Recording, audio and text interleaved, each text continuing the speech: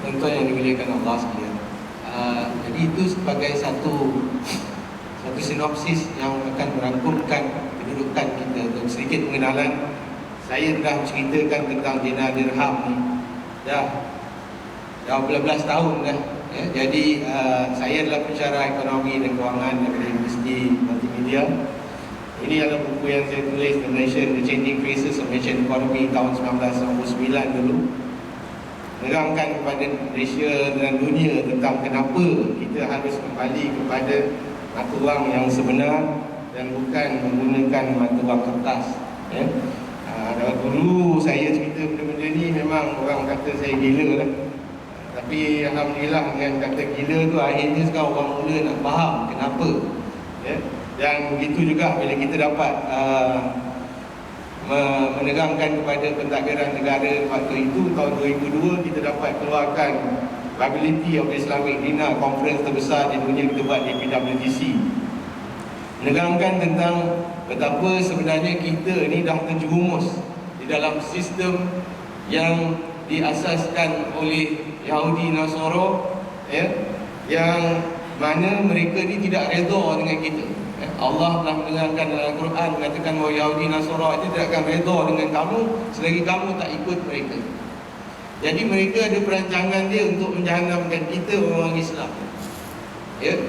Dan di antara perkara yang telah kita compilkan adalah The International Jew oleh tulisan Henry Ford sendiri, yang ada boleh kita dapat baca cerita-cerita ini. Ini antara saya dan rakan-rakan saya waktu saya belajar di Amerika dulu, kita kumpulkan semua apa-apa perancangan dia. Dan sekarang ni perancangan dia tu dah jadi sebati dah. Jadi sebati, sebab tu bila kita kata duit ni tipu, orang tak percaya. Orang kata saya yang bodoh dan gila, tapi itulah hakikatnya. Sebab tu waktu saya menerangkan benda ni kepada, bila saya dapat tahu dan saya ceritakan kepada profesor saya di Amerika dulu, dia kata, you are too late, kamu dah terlambat lah Alim. Dia kata, you are too late. Kalau 200 tahun dahulu kamu ceritakan kat orang-orang Islam, mungkin mereka ingin ikut kamu. Tapi sekarang ni sistem kami telah pun sebati dengan kamu. Dia kata contoh paling mudah, kamu cuba sekarang ni kita di Amerika ni musim sejuk, kita pakai tali leher, kita pakai 3 piece baju kita, 3 piece suit dengan tali leher. Kenapa? Dia kata, saya kata kerana kita nak tutup lubang-lubang halus yang ada di celah-celah ni. Kerana angin sejuk kalau masuk, kita tak tahan sampai ke tulang. Jadi dia kata negeri kamu tu yang panas tu, kenapa mereka pakai pakaian macam kami? Cuba kamu bagi tahu bahawa mereka pakai pakaian yang salah, apa mereka akan kata? Jadi ini adalah satu contoh yang dia berikan pada saya, mengatakan bahawa umat Islam sekarang ni dah sebati dengan sistem Yahudi Nasara. Sebab tu Nabi ada pesan mengatakan bahawa kamu akan mengikut mereka sejengkal demi sejengkal, sehingga mereka masukkan kepala ke dalam lubang biawak, kamu juga akan turut masukkan kepala kamu dalam lubang biawak. Itulah kita sekarang tuan-tuan ya. Minta maaf, saya bukan datang untuk minta populariti dan sebagainya. Saya tidak pergi ke masjid-masjid di Malaysia atau di mana saja dalam dunia ni untuk minta dijemput dan supaya saya ditatang dan tidak. Saya hanya datang untuk menyampaikan yang hak, dan itu sahaja. Dan sekiranya ini adalah tanggungjawab ummah. Ummah harus bersama-sama di dalam ingin menegakkan yang hak ni. Jadi tuan-tuan, cuba kita tengok duit yang sekarang ni, duit sekarang dalam dunia ni, sebelum saya nak pergi kepada yang lebih, duit sekarang dalam dunia ni dikuasai oleh Amerika. Amerika adalah merupakan tunjang kepada penguasaan semua mata wang dalam dunia. Dan duit Amerika disokong oleh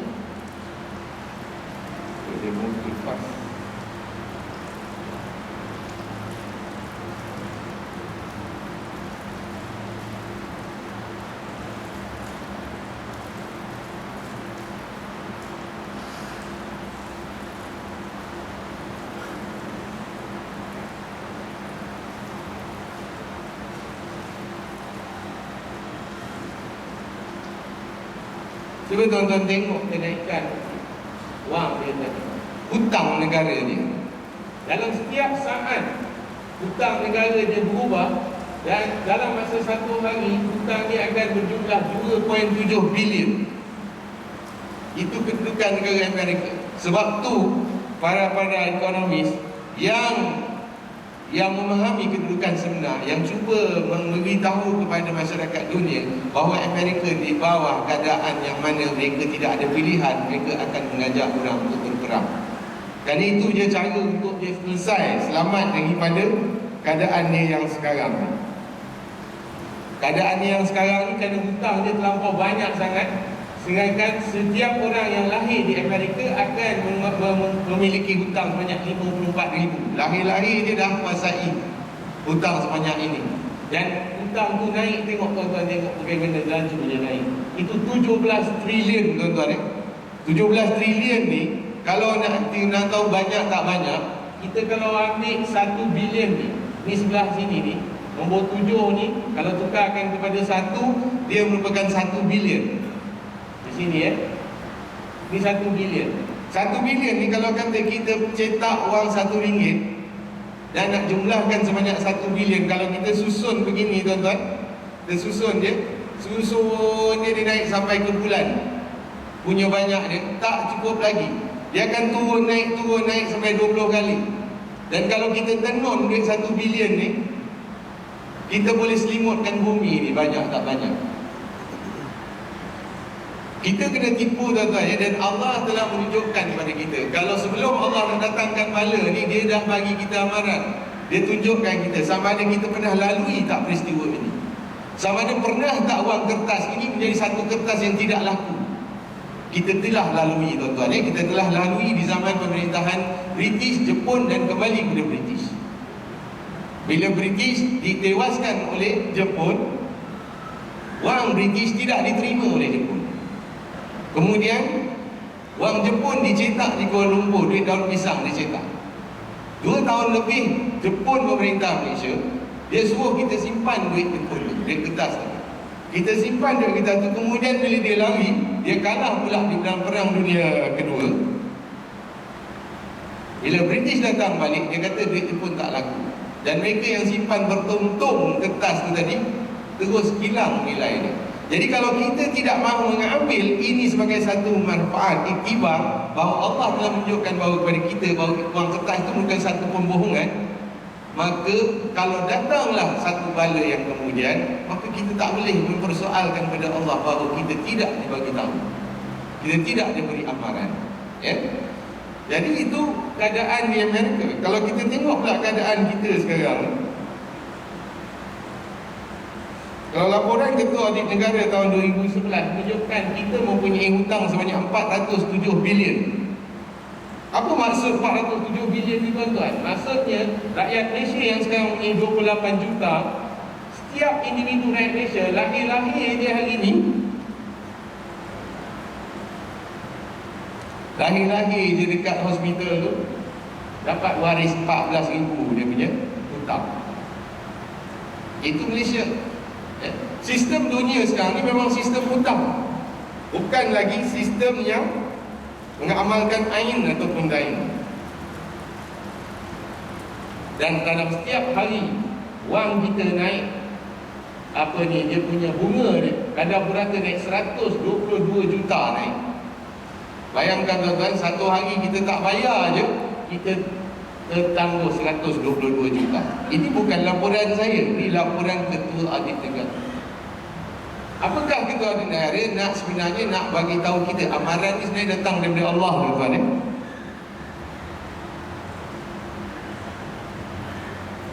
Ini data-data akhbar menyatakan bahawa kedudukan hutang kita meningkat sebanyak 407 bilion.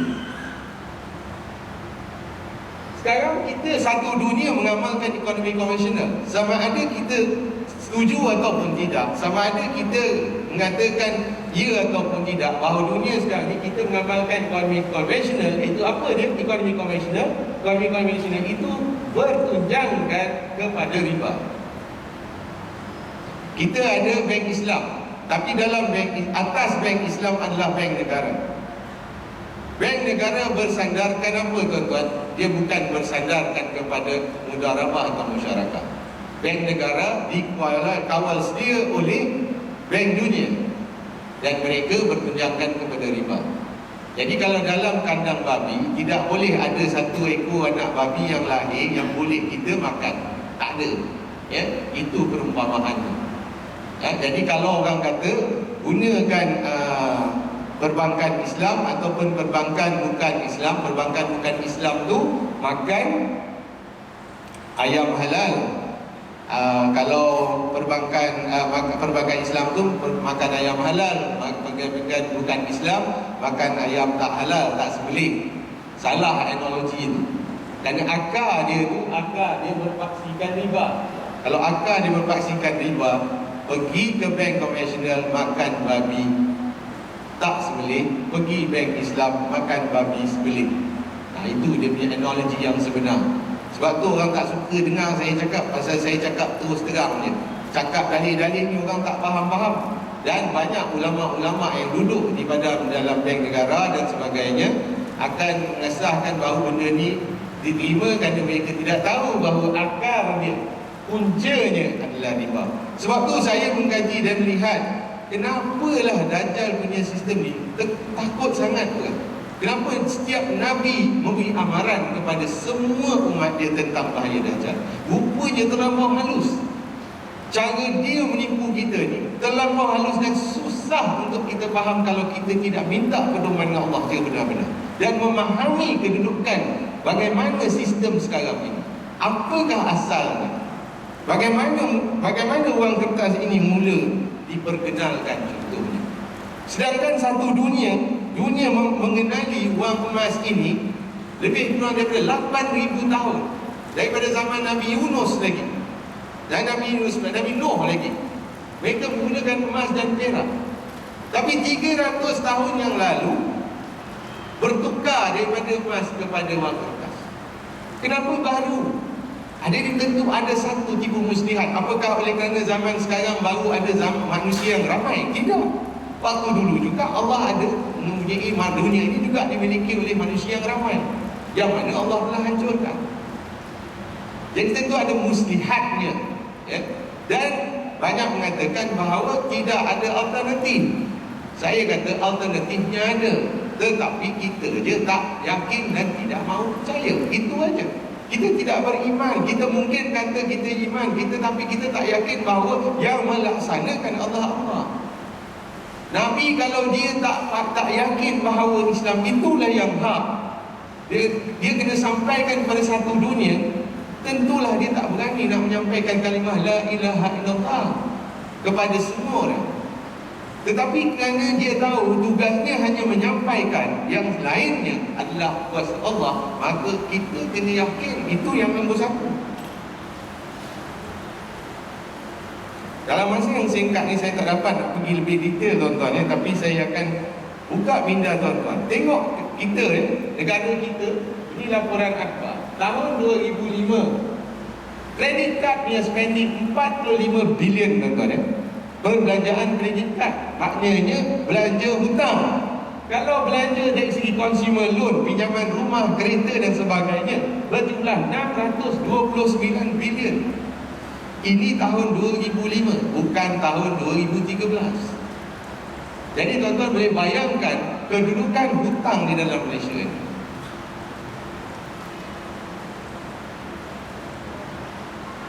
Kalau kita rasa penggunaan wang kertas ni sebenarnya meningkat, sebenarnya rugi tuan-tuan, ya. $1 tahun 1971, 1 ounce emas adalah bernilai $35. Tapi hari ini 29 Disember, satu emas, 1 ounce bersamaan 1,205. Tidak keluar di dalam akhbar ataupun di mana, di TV ke di mana ke, menceritakan bahawa penurunan ini. Sedangkan kalau tuan-tuan simpan wang kertas tahun 71 sampai sekarang, bukannya menaik, tetapi menurun sebanyak 3,343%. Sebab itulah kertas ini makin bertambah banyak, dan nilainya makin turun. Dan harga barang makin meningkat. Tetapi disalahkan dengan apa? Disalahkan dengan faktor orang minta gaji naik dan sebagainya. Disalahkan kerana consumer price index contohnya. Disalahkan pada faktor inflasi, menyebabkan orang tak faham apa benda. Dan kalau di TV kita akan tengok mereka confused, mereka akan menyebabkan masyarakat tak faham kenapa harga naik. Harga naik adalah sebenarnya nilai wang kertas ini turun, itu sahaja.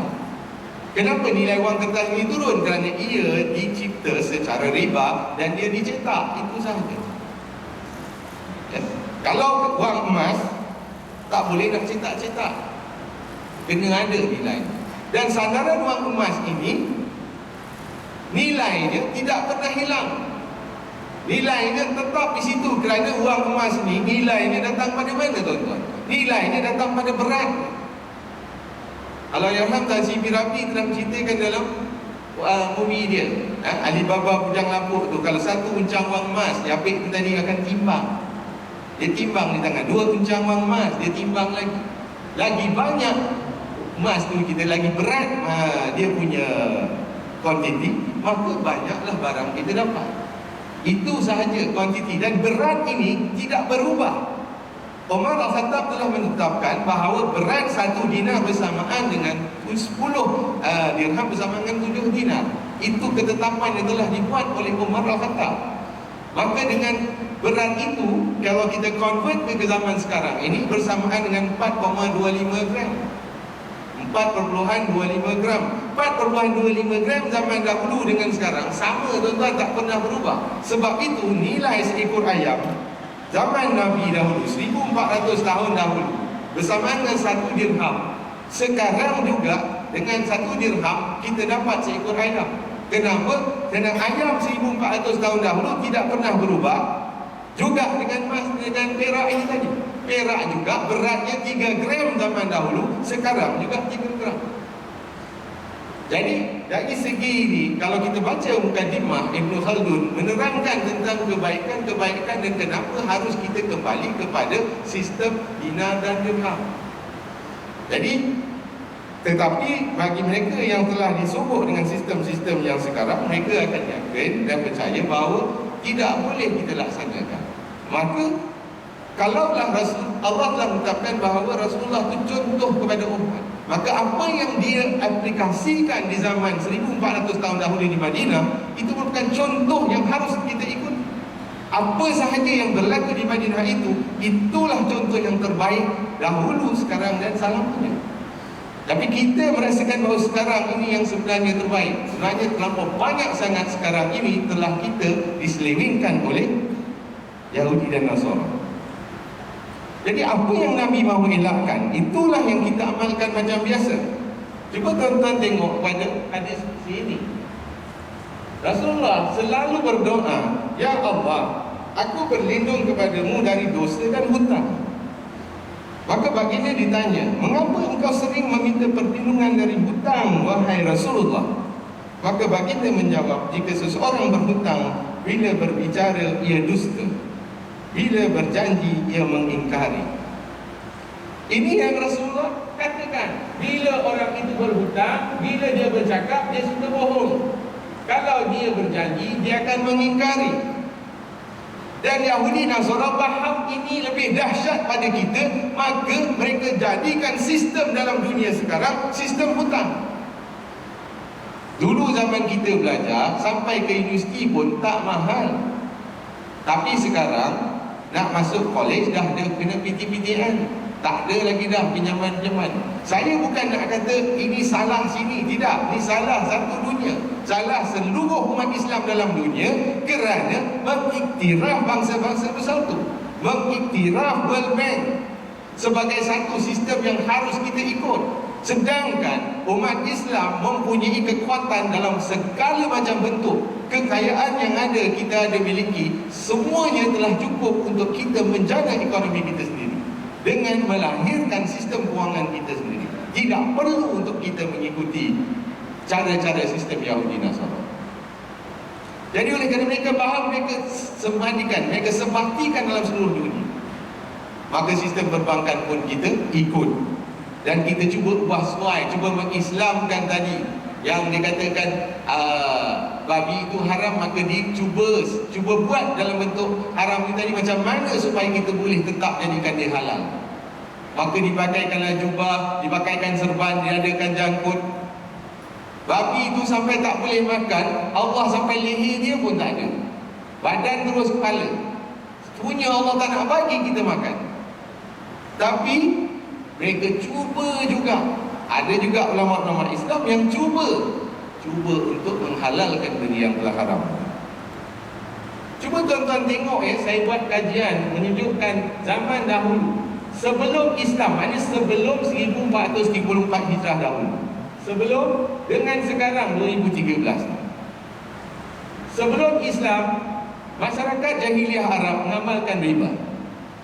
Mereka juga mengadakan sistem perhambaan, manipulasi barang, sedikit orang kaya dan berbanding miskin. Sekarang tuan-tuan, kita amalkan bank yang merupakan sistem riba. Perhambaan melalui hutang. Semua orang sekarang berhutang, maka mereka tu hamba. Inflasi, dulu manipulasi barang, sekarang dia gunakan perkataan inflasi untuk mengatakan bahawa barang tu naik harga. Dan sekarang banyak orang miskin berbanding kaya. Saya akan tunjukkan pada tuan-tuan, kita di Malaysia mungkin bila ada banjir, bila ada tu kita nampak orang susah. Tapi kita tak tahu bahawa jurang perbezaan antara orang kaya dalam dunia ini sekarang ni terlampau dahsyat. Kenapa jadi begini dan kenapa ekonomi muamalah sekarang sama seperti zaman jahiliah sebelum Islam? Puncanya adalah kerana duit. Dan kenapa mereka gunakan duit, tuan-tuan? Kenapa Yahudi Nasara menggunakan kertas ini sebagai alat untuk menjerumuskan kita ke dalam neraka jahanam? Kerana kalau di dalam badan kita, satu unsur yang paling penting yang akan menggerakkan pergerakan dalam badan daripada hujung kaki sampai ke hujung rambut adalah darah. 68% of the components in our body is liquid, and liquid has been transferring daripada hujung kaki sampai ke hujung rambut. Darah, tuan-tuan, kalau dalam badan, kiranya mula kotor akan merosakkan seluruh sistem badan. Di dalam ekonomi, apa darahnya? Darahnya adalah wang, sebagai alat pertukaran tadi, as a medium of exchange.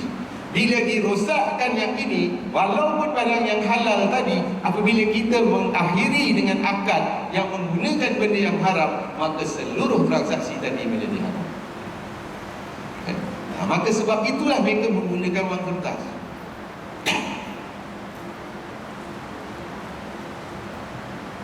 Ini bukan saya saja cerita. Ini Thomas Jefferson merupakan Presiden Amerika yang nombor 3. Dia sendiri menceritakan bahawa sistem perbankan adalah lebih bahaya daripada tentera yang sedang beratur dengan menanti untuk berperang. Dia sendiri menyatakan bahawa sistem perbankan ini sangat bahaya.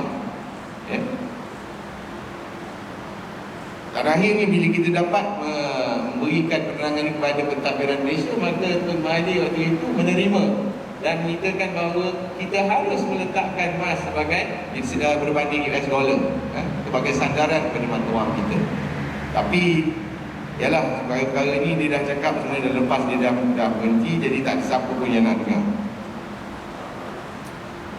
Bertahun-tahun saya menceritakan bahawa perdagangan mata wang ini dah haram, tapi saya bukannya mufti untuk keluarkan fatwa. Tapi akhirnya alhamdulillah fatwa negara menceritakan bahawa penjualan beli wang-wang ni, yang duk dagang-dagang ni, main forex dan sebagainya, merupakan satu sistem yang haram. Baru sekarang dia nak cakap, dan kan benda tu dah lama. Tapi alhamdulillah masih lagi mereka berani untuk menceritakan tentang yang hak ni tadi. Apa jadi akibatnya, tuan-tuan, kerana perkara-perkara ini? Akibatnya inilah jadi. Macam di Zimbabwe, negara ini jatuh bankrupt. Di Spain, di Greece, negara-negara yang tadi saya tunjuk dalam montaj, jatuh bankrupt, tuan-tuan. Negara boleh bankrupt kerana wang kertas ni dicetak. Cuba tengok wang kertas tu nilai dia berapa. Dan nilai inflasi kepada negara Zimbabwe 41 trilion %. Wang kertasnya sampai tak laku, sehingga dia kena pakai wang kertas negara lain. Indonesia, kita dimalukan. Waktu Allahyarham Suharto menandatangani pinjaman IMF tahun 1998. Yahudi Nasara yang berdiri di belakang ini, Mikhail Kamsu namanya, merupakan pengurusi IMF waktu itu, bercekak pinggang, berpeluk tubuh, melihat bahawa negara, sekarang tokoh negarawan negara Islam yang paling ramai dalam dunia, tunduk kepada Yahudi Nasara untuk mohon pinjaman. Tetapi setelah pinjaman diberikan, seminggu lepas itu Indonesia rugi lagi 40 bilion. Dimainkan ekonominya dengan lebih teruk lagi selepas pinjaman. Alhamdulillah kita, pemimpin kita waktu itu menerima nasihat-nasihat daripada kami, maka kita tidak ambil pun bantuan IMF masa itu. Tuan-tuan tengok nak beli roti, berapa banyak duit nak pakai? Itu duitnya 50 juta. Sekeping 50 juta. Itu sekeping 100 bilion. Ini tahun 2010 berlaku di Zimbabwe.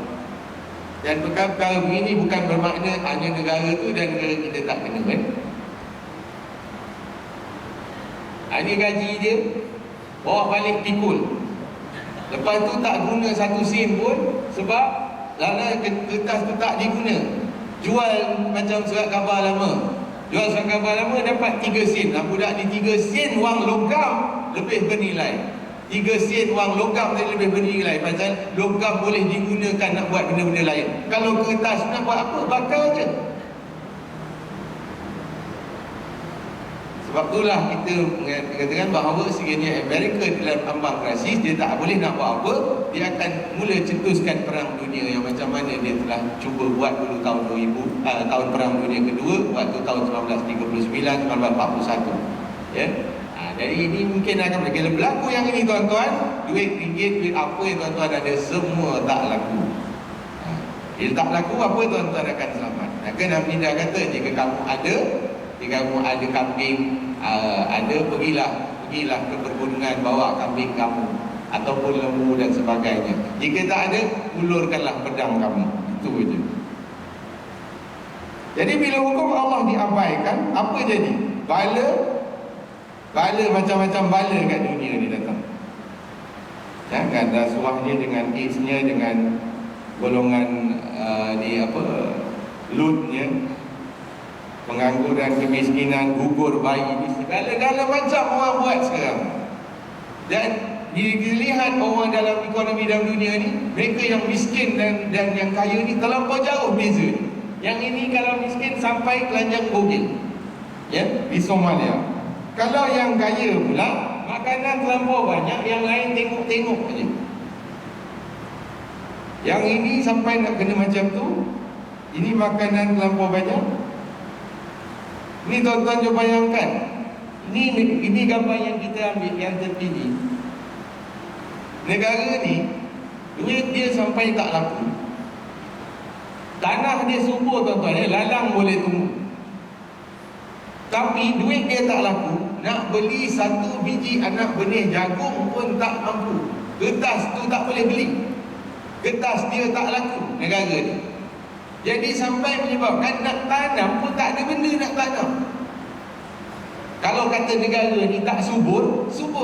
Ini yang Nabi kata, sekiranya Dajjal melalui tempat kamu, ya, kalau tak ikut dia akan jadi neraka tempat. Ikut dia jadi syurga. Kita Malaysia ni, tuan-tuan, ikut Dajjal, maka kita syurga. Diorang ni tak nak ikut, tuan-tuan. Diorang tak nak ikut, jadi tempat diorang jadi macam neraka. Ini suami dia, tuan-tuan ni, masih hidup lagi ni. Ni isteri dia. Tulang dengan kulit saja. Tuan-tuan bayangkan kebuluran yang melampau, ya?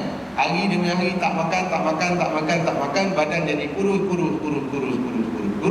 sampai mati. Ini satu yang dahsyat, famine. Yang mana Rasulullah pernah mohon doa kepada Rasulullah, mohon pada Allah supaya jangan benda macam ni berlaku. Tapi sekarang jadi macam ni, kenapa? Ini tuan-tuan, kita tengok-tengok je, tak tahu nak makan ke tak nak makan. Banyak sangat. Ini tak ada kaitan dengan Arab tak Arab. Kita pun di Malaysia ni, kalau buffet juga tengok makanan kita di buffet. Ni di Lebanon kita tengok budak ni, yang makanan tepi jalan yang dia ambil. Kemarau yang terlampau, air kencing digunakan sebagai mandi, alat untuk membasuh kepala. Ni kanak-kanak ni tunggu je, burung yang di belakang tu tunggu nak makan budak tu. Budak tu jatuh, burung tu makan. Itu nilai manusia sekarang. Kita tak ditunjukkan tuan-tuan gambar-gambar ni, kerana kalau ditunjukkan orang Malaysia tak dapat rasa macam syurga. Jadi kita dibuaikan dengan mimpi-mimpi indah kerana kita pelopor dan pengikut sistem Dajjal. Tu talam yang sebesar tu nak bagi berapa orang makan. Dengan kambing yang ada dalam tu, dia ada 20 ekor kambing. Yang lain tengok je. Inilah keadaan-keadaan yang terlampau dahsyat sekarang. Jadi kenapa semua ni boleh berlaku dan kenapa kita tak sedar? Kenapa kita tak sedar langsung? Sebabnya Allah telah berfirman dalam surah Al-Araf ayat 179 yang menyatakan bahawa dan sesungguhnya kami jadikan untuk mereka neraka jahanam banyak dari jin dan manusia yang mempunyai hati tapi tidak mahu memahaminya, dan yang mempunyai mata tidak mahu melihat, dan yang mempunyai telinga tidak mahu mendengar. Inilah, saya bukan cerita penduduk Syariah Al-Syakirin ni. Sini alhamdulillah tuan-tuan datang dengar. Tapi berapa banyak tempat yang saya cerita terjerit-jerit, orang tak nak dengar dan akan dengar sekali lepas tu pin salam lah. Terima kasih banyak. Dia takkan panggil dah saya. Saya pun tak apa, Sandi saya dah sampaikan. Kerana lampu-lampu dinding-dinding yang ni semua sebagai saksi bahawa ya Allah, kamu persaksikanlah bahawa aku telah sampaikan amanahmu kepada masyarakat Al-Syakirin. Tuan-tuan tengok fitnah akhir zaman. Sekarang ni kita masukkan benda-benda yang tak ada kaitan dengan Islam di dalam masjid. Contoh, bulan dan bintang. Bulan sabit dan bintang ni. Bintang tuan-tuan tak pernah pun ini bentuk dia. Bintang yang paling dekat dengan kita, bulan, iaitu matahari. Kenapa bintang diterjemahkan sebagai bentuk bersegi-segi? Dan ini sebagai bulan sabit ni yang kononnya kita letak di masjid-masjid sebagai lambang Islam. Sedangkan ini merupakan Tuhan-Tuhan kepada mereka-mereka zaman jahiliah dahulu. Mereka sembah ni bintang. Bulan sabit ni mereka sembah ni bulan sabit bintang. Ini waktu zaman Fir'aun dulu. Dan kalau tuan-tuan kaji sejarah Islam, tidak pernah ada zaman Nabi ada lambang bulan dan bintang di masjid. Ini hanya berlaku di zaman Khalifah Utsmaniyah pada tahun 1800. Baru tuan-tuan, bukan baru, bukan benda lama. Ini setelah mereka Yahudi Nasrani dapat menyerap di dalam sistem Utsmaniyah di Turki waktu itu. Mereka yang mula meletakkan benda-benda. Jadi kita tak tahu, kita ikut tuan-tuan. Kita ikut benda-benda yang menjadi sembahan.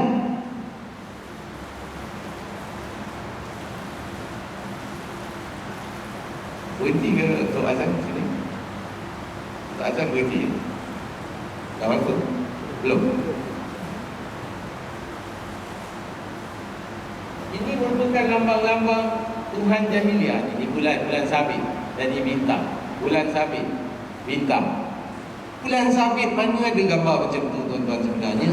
Bulan sabit satu benda yang halus saja. Kemudian ini patung. Patung ni bulan sabit dan bintang. Bulan sabit dan bintang ni, empat patung ni. Ini patung yang mereka sembah. Kita sekarang ambil. Ini bukan saya ambil mana-mana. Ini didapati oleh Dr. Daud, yang bukan seorang Kristian, pembalih Kristian yang masuk Islam, yang tulis The Hands of the Shaitan. Baca buku tu tuan-tuan. Dia ceritakan tentang apa benda-benda yang kafirun kita bawa masuk dalam Islam tanpa kita sedari. Dan mereka ada perancang dia. Perancang dia adalah Protocol of Zion Mastermind ni, dalam buku ni yang kita rangka ni tadi. Kalau tuan-tuan ada masa, bacalah. Kalau tak ada masa, panggil saya bagi-bagi ceramah. Ya? Boleh ceritakan tentang apa yang mereka rancangkan.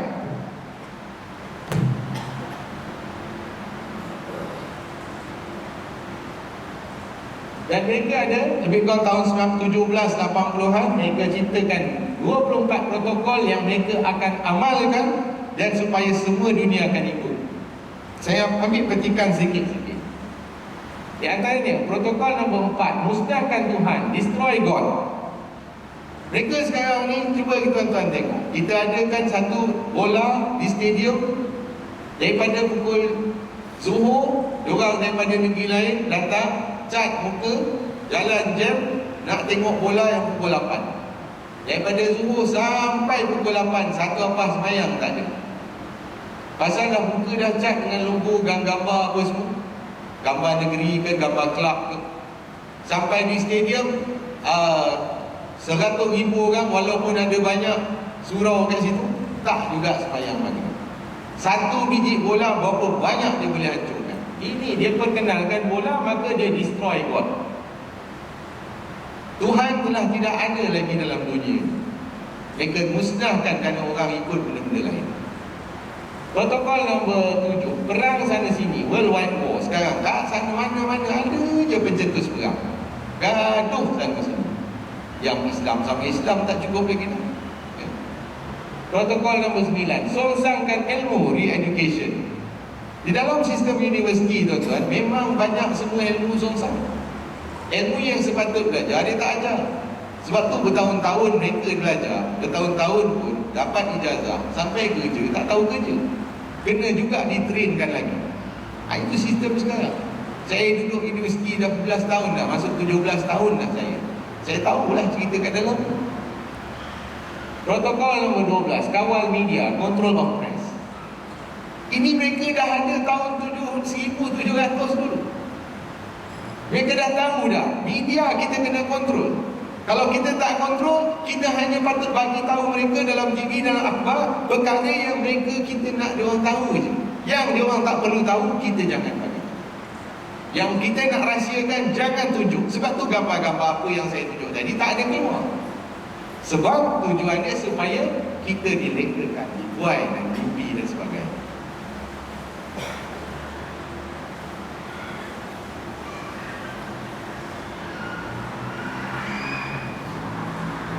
Distraction. Saya berhenti di sini sekejap untuk tunggu azan.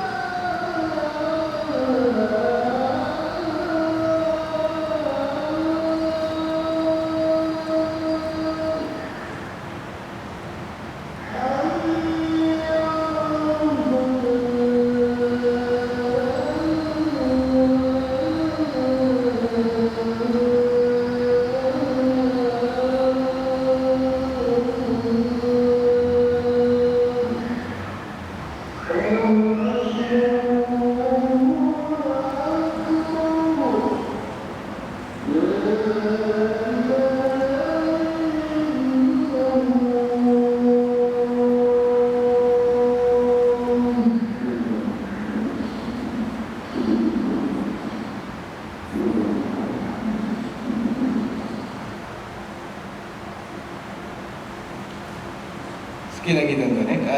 Jadi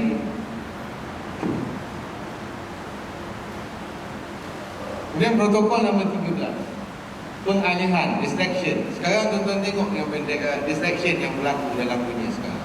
Dengan adanya teknologi handphone dan sebagainya, dengan sistem-sistem email, Facebook, Twitter, WhatsApp dan macam-macam lagi. Semua ni game, macam-macam. Semua ni tujuan untuk distract kepada sepatut apa yang kita harus ada. Tujuan dia supaya manusia tidak kembali kepada yang Allah. Protokol nombor 14, ganyang agama, assault on religion. Sekarang dia buat agama tu nampak macam benda yang tidak penting. Kalau orang saya waktu di Amerika tu, kalau saya semayang solat dekat mana-mana shopping complex ke mana ke, dia orang akan heran, dia orang tak tahu apa benda kita buat. Dia tak tahu langsung itu cara orang Islam solat. Kita kena sampaikan mereka, rupanya teruk betul dia orang dikena ganyang. Jadi dia orang ingatkan Islam ni kerja dia bunuh orang aja. Teroris itu yang dia. Itu kerja dia orang percaya, dia orang ganjangkan agama. Protokol nombor 20, program riba, financial program. Mereka sekarang kontrol satu dunia melalui bangsa-bangsa bersatu. Dan melalui World Bank. World Bank menguasai semua bank-bank dalam dunia yang kena ikut sistem dia. Jadi kita ikut tu. Program nombor 22, kuasa emas, power of gold. Dia tahu, maka semua emas-emas dia yang simpan.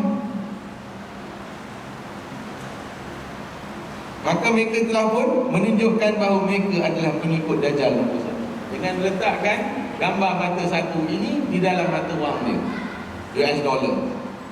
Kalau kita tak, saya tengoklah. Dan sebenarnya gambar mata satu ni bukan hanya ada dekat duit US dollar je tuan-tuan. Dekat semua duit dalam dunia ni ada gambar mata satu. Duit Malaysia pun ada, tuan-tuan pergilah cari. Ya, payahlah saya tunjuk kat sini. Tapi gambar mata satu ni dia dah tunjukkan daripada tahun 1913 lagi dia dah tunjukkan kepada dunia bahawa perkataan Novo Ordo Secularum ini, kami adalah order dunia baru. Dunia baru itu yang dia telah ciptakan di bawah. Dajjal ni je tak keluar lagi, dia je yang masih lagi. Tapi sistem dia dah habis, tinggal dia nak declare dia raja je lagi.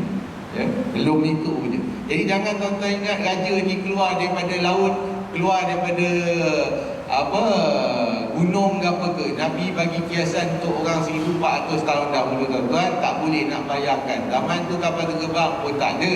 Jadi kalau Nabi nak cerita kapal terbang dekat orang dulu, susah. Jadi dia gambarkan Dajjal ni dia pergi ke sana kemari dengan seekor gajah yang ada telinga yang besar. Janganlah kita cari gajah telinga besar zaman sekarang ni tuan-tuan. Kita nampaklah benda yang terbang macam gajah besar, kapal terbang lah, sayap dia tu macam telinga.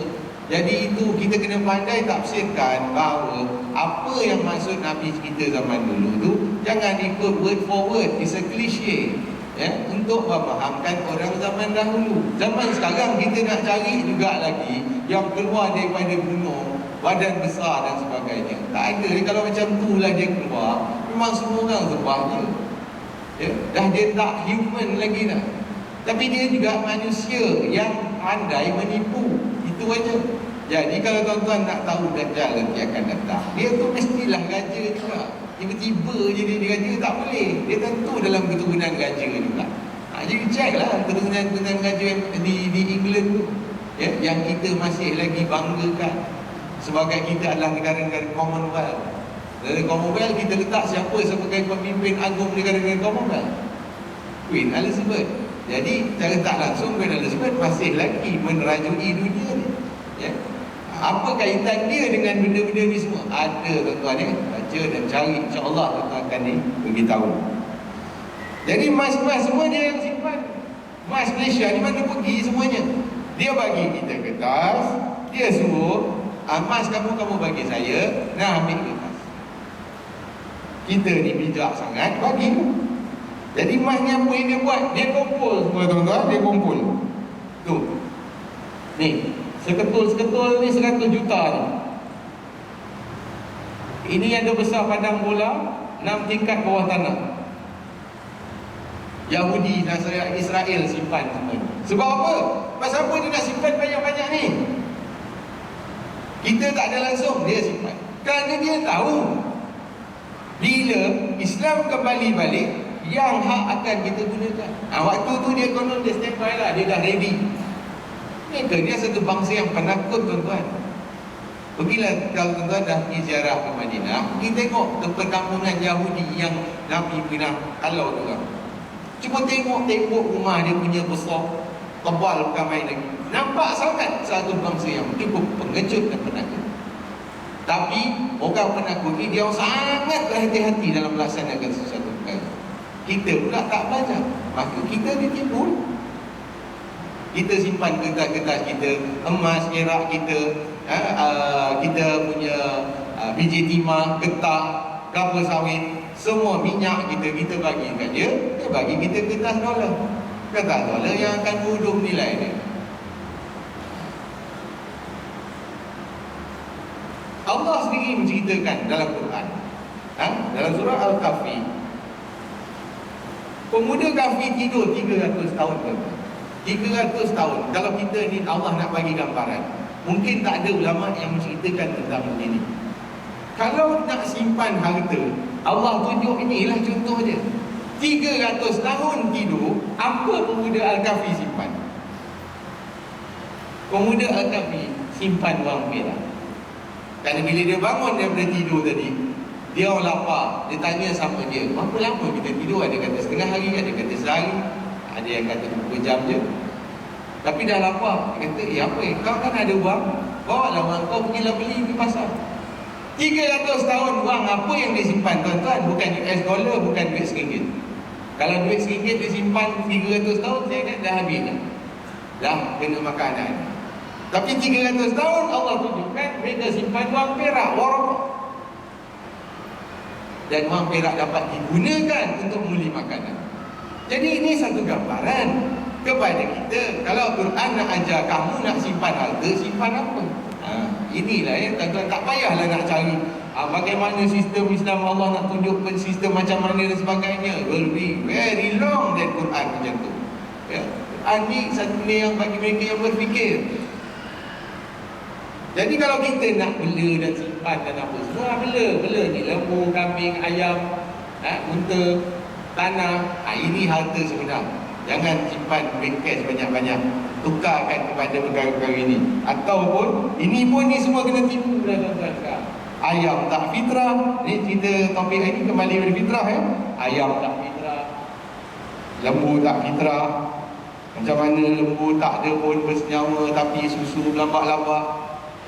Ayam tak ada jemput jantan kina tapi boleh bertelur je. Ini semua bukan ayam fitrah, tuan-tuan.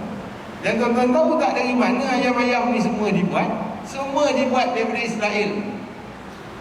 Telur dia tu kita hanya beli telur je. Telur disupply oleh Hong Kong dan Singapura.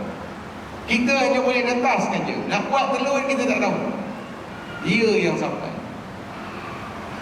Maka ayam tu 30 hari dah gemuk, boleh sembelih. Ayam telur tak ada kerja lain, telur je. Sampai pencen tak boleh nak bertelur, jual jadi ayam pencen. Cuba tuan-tuan tengok ada jantan betina tak ayam-ayam ni? Tak ada jantina, tuan-tuan. Dia tak ada jantan, dia tak ada betina. Tak tahu apa. Jadi kita makan ayam pundan. Sebab tu semua macam-macam penyakit dapat. Sebab tu Dr. Zain yang keluarkan produk Alzin dan sebagainya, keluarkan produk-produk ayam kampung, ayam halal dan sebagainya. Sebab ni lah, tuan-tuan. Kita tak tahu ikut semua. Jadi kalau ada beli rumah, banyak lagi yang Allah telah ni. Kita tak tahu sebab apa kita tak tahu. Kerana surah Al-Hakumut Takasur tu, Al-Hakumut Takasur hatta zurtum makabir. Allah kata, Allah bagi tahu sampai 2 kali. Kamu telah dilalaikan daripada mengerjakan amal bakti oleh perbuatan berlumba-lumba untuk mendapatkan dengan sebanyak-banyaknya harta benda, anak pinak, pangkat dan pengaruh, sehingga kamu masuk kubur. Hatta zurtum makabir. Masuk dalam kubur pun kamu tak habis. Maka kita dilalaikan dengan perkara ini. kita terlepas pandang dengan perkara-perkara unsur-unsur fitnah yang telah Yahudi Nasara masukkan, sehingga kita terperangkap dan kita terjerumus.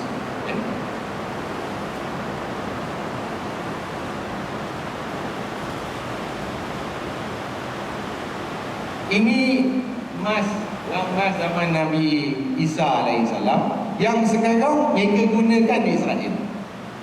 Kita tak ada. Tapi ini zaman Nabi Isa punya yang mereka buat balik dan mereka gunakan di Israel. Di Israel bank dia tak ada, tuan-tuan. Dia tak ada bank yang ada riba-riba ni, semua tak ada. Dia kalau bagi pinjam direct zaman Rasulullah punya cara. Bagi pinjam kau terus Hasan, tak ada minta apa-apa. Pasal dia bukan bagi duit kertas, dia bagi emas. Jadi nilai dia tak jatuh. Dia bagi emas 1,000 dinar, dia minta balik bayar 1,000 dinar. Itu aja. Dia lagi praktis Quran. Allah kata jika mereka yang beri pinjam tak boleh bayar, tangguhkan, bagi tempoh sampailah, ataupun lebih baik jika kamu hadiahkan. Sekarang mana ada bank buat macam tu, tuan-tuan? Tak boleh bayar, dia rampas. Mana ada dia tangguhkan? Al-Quran kata lain, dia buat lain, kemudian dia kata Islam. Ini dinar zaman Rasulullah. Jadi tuan-tuan, saya nak tunjuk kenapa dinar zaman Rasulullah ni, kenapa saya nak bagi tahu. Jangan ingat dinar tu adalah mestinya ada tulis ayat Quran ke apa, tak semestinya. Nabi guna pakai, dia ada kepala Heraklius ni. Zaman ni Byzantine yang kuasai dunia. Negara Byzantine Rom yang kuasai dunia. Jadi dia letak kepala raja dia di situ. Nama raja dia Heraklius. Dan Nabi guna pakai. Takril menggunakan dia. So, apa yang penting di sini sebenarnya bukan yang itu. Yang penting adalah emas tu emas tulen. Sekarang kalau tuan-tuan nak simpan emas, jangan simpan emas yang bukan tulen. Emas murni dipanggil. Kalau baca buku Imam Al-Ghazali, dia mencerangkan tentang emas murni. Emas murni itu apa? Maknanya emas tu tak ada campur-campur. Bukan 916 gold. 916 gold tu emas campur. Itu untuk buat perhiasan. Tapi kalau emas dinar, dia tulen, dia boleh bengkok-bengkok. Dia bengkok macam ni. Maknanya semua orang boleh cek. Kalau emas campur tak boleh bengkok, tuan-tuan, patah. Sebab nak buat, jadikan perhiasan. Sebab tu zaman dahulu emas perhiasan, kalau tengok Cleopatra dan sebagainya, tebal-tebal. Pasal apa? Tak boleh halus-halus. Kalau halus-halus, putus. Kerana dulu tak ada teknologi campur-campur ni. Macam sekarang, macam-macam dia campur. Itu satu hal lagi, penipuan kat dalam emas lagi.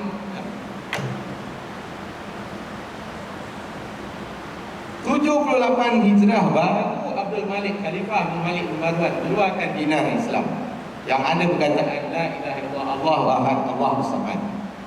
Tapi dah 78 Hijrah, bukan baru. Zaman ni orang Islam faham, jadi dia boleh tahu, dia tak gunakan, dia tak cemarkan bawa duit-duit macam ni, main judi ke apa ke dan sebagainya. Tapi zaman sekarang saya kembalikan. Kalau kat Malaysia ni tuan-tuan nak tahu siapa yang bawa benda ni, saya lah. Bukan ni tujuan nak bangga-bangga, tak ada. Ni bukan untuk jual, bukan untuk apa. Untuk bagi tahu orang Islam, duit kita yang pernah Rasulullah guna, inilah dia. Cuma saya tak letak perkataan Abdul Malik bin Marwan letak tu. Saya tak sanggup letak. Saya takut orang sekarang ni dibuat suka hati dia. Tapi inilah dia spesifikasi yang zaman itu. Setelah dibuatkan dan sebagainya, maka inilah dia. Kalau tuan-tuan rasa nak, orang tanya, habis macam mana nak buat? Ini semua bukan kerja kita seorang. Betul. Betul bukan tuan punya kerja seorang. Tetapi kalau tuan-tuan dah faham apa yang saya cakap, janganlah simpan duit banyak-banyak dalam bank. Keluarkan, simpanlah dalam bentuk emas ni. Lepas tu tuan-tuan nak buat apa? Tuan-tuan mohon